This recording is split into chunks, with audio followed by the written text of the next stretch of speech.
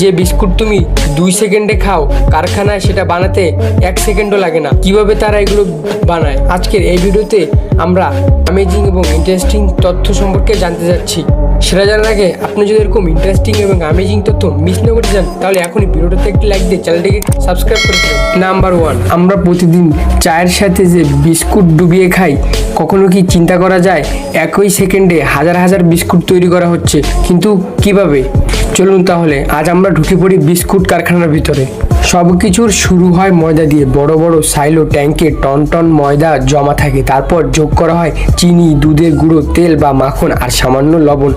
এখন এই সব উপাদান ঢুকে যায় বিশাল মিক্সার মেশিনে।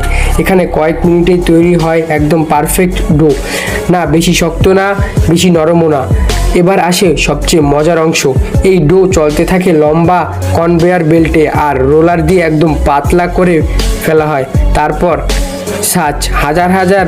পুরো ভিডিওটি দেখতে হলে সাবস্ক্রাইবের নিচে যে লেখাটি রয়েছে সেটিতে একটা ক্লিক করুন।